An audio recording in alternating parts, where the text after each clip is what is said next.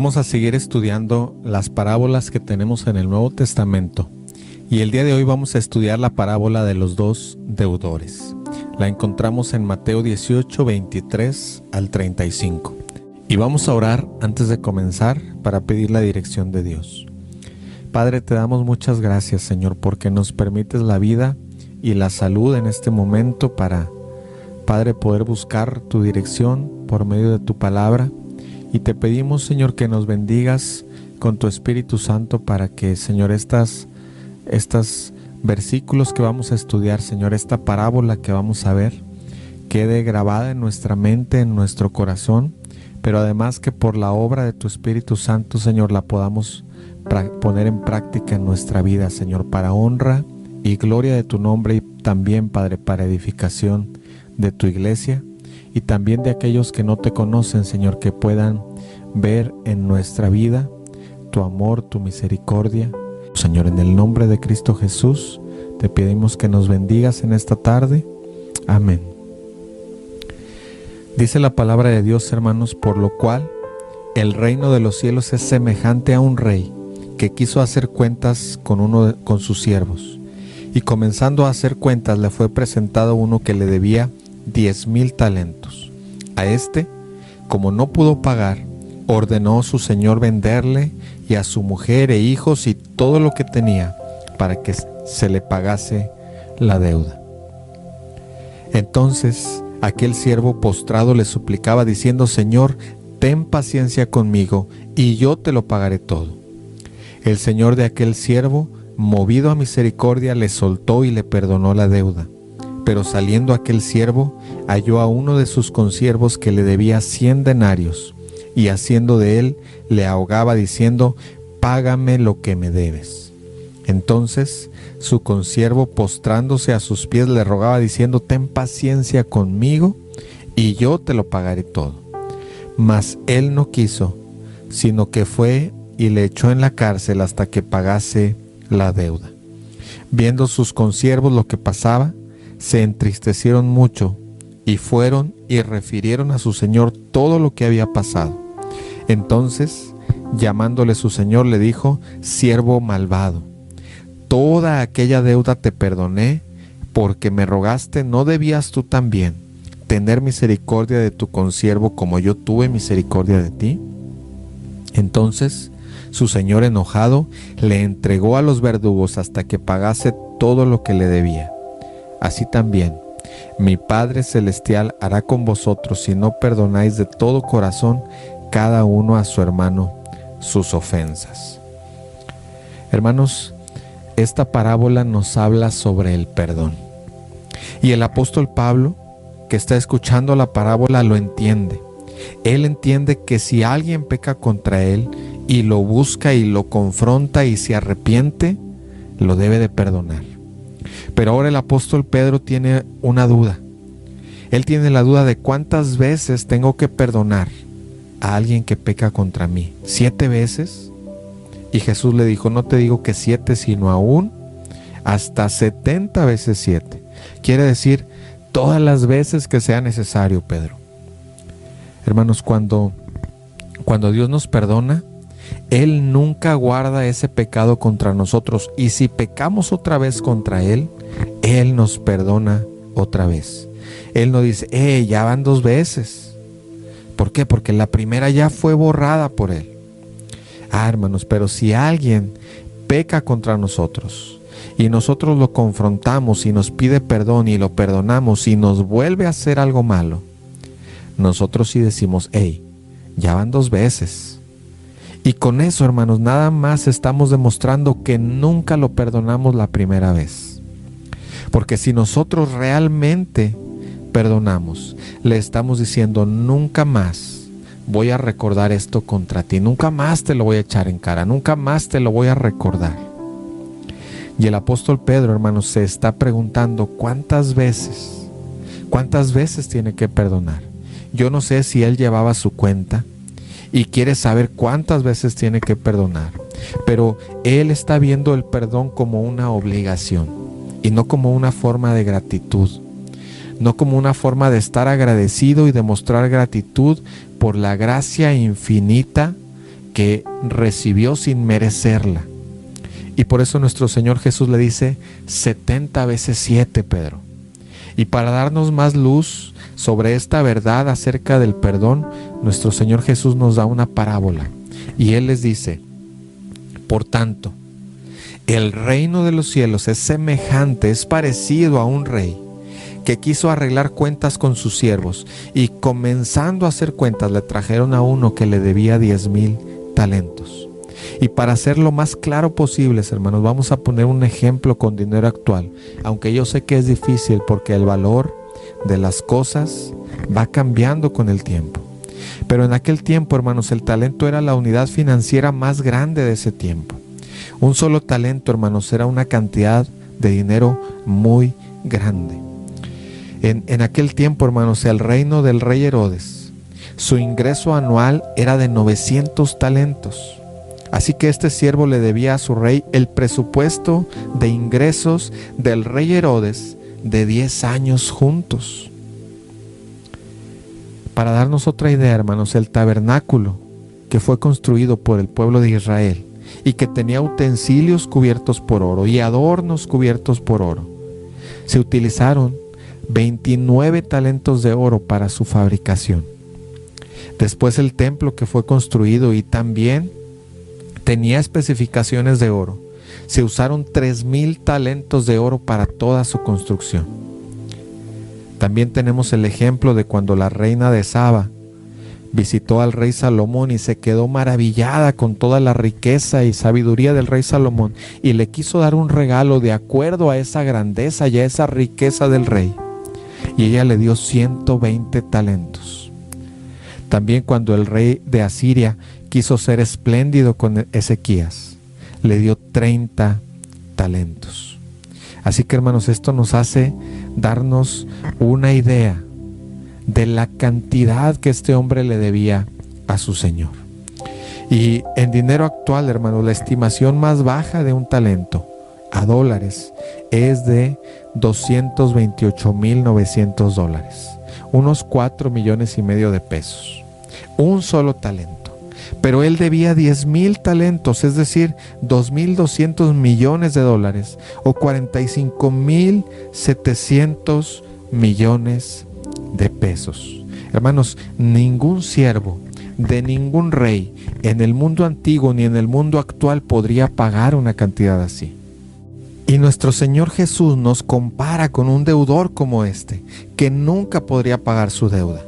Para que nos quede claro, hermanos, qué tipo de deudores somos, que no podemos pagar nuestra deuda nunca. No hay ninguna forma en que podamos pagarla. Y yo estoy en deuda, hermanos, con Dios. Y cada vez que violo su ley, mi deuda se vuelve infinita. Y por eso el mayor error, hermanos, de cualquier persona es pensar que con sus buenas obras puede irse al cielo. Porque tendríamos, hermanos, que ser perfectos. Y si pecáramos una sola vez, con un solo pensamiento, con una sola imagen que pasara por nuestro cerebro, ya no seríamos perfectos. Así que estamos en la misma situación, hermanos, que este deudor. No tenemos ninguna posibilidad de pagar. Este deudor, hermanos, es como el publicano de la parábola anterior. Él no tiene nada que dar a cambio. Él no tiene aval, él no tiene dinero, él no tiene ni siquiera la esperanza de pagar el 1% de su deuda. Y lo único que puede hacer es rogar y suplicar y caer humillado y esperar que el rey le dé un poco más de tiempo para pagarle. Y por cierto, esa petición de decirle al rey, dame un poco más de tiempo y yo te lo voy a pagar, esa es una petición muy torpe. Y ahora entendemos, con la torpeza de esta petición, el tipo de decisiones que probablemente lo llevaron a acumular esa deuda, porque aún si el rey fuera muy paciente con él, toda la paciencia del mundo y del reino no alcanzaría para que este hombre pudiera pagar su deuda. Él no tiene ninguna posibilidad de pagarla. Él ni siquiera sabe contar su deuda. Pero lo que sí sabía era que su única esperanza era apelar a la misericordia y a la compasión del rey. Entonces el rey le dijo, no me puedes pagar. Y primero el rey le ordenó a sus verdugos que fuera vendido. Él le dijo: voy a venderte a ti, voy a vender a tu esposa, voy a vender a tus hijos y vamos a subastar todas tus posesiones para que puedas empezar a pagarme. Entonces él le suplica, él se humilla, él le dice: Señor, ten paciencia conmigo y yo te lo pagaré todo. Y el Señor tuvo misericordia. Y su compasión era tan grande y más que infinita que no nada más le dio más tiempo y no nada más le hizo un descuento, no le programó un plan de pagos, ni siquiera le hizo un descuento del 90%. Él lo liberó completamente de la obligación de pagar. Él le perdonó todo lo que le debía. Él le perdonó 10,000 talentos. Él le perdonó 2,200 millones de dólares. Él le perdonó 45,700 millones de pesos. Hermanos, podremos imaginarnos cómo se sentía este hombre.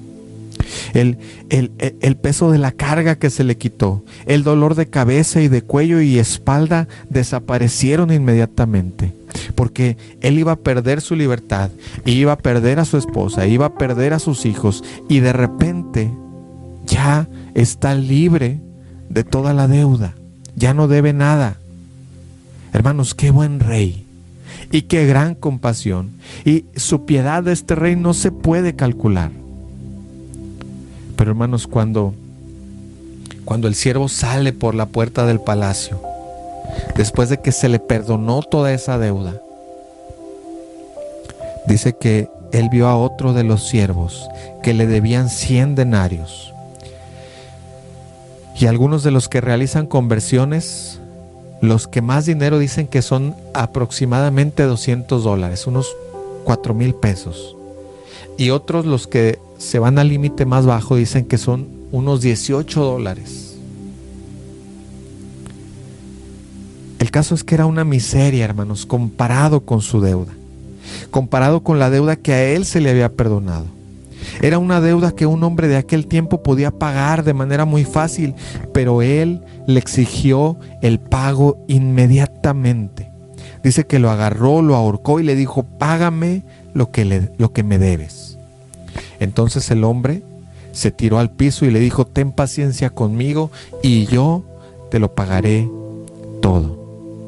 Y es interesante, hermanos, cómo nuestro Señor Jesús, el Maestro de Maestros, usa las mismas palabras que el primer siervo usó con el rey: ten paciencia conmigo y yo te lo pagaré todo.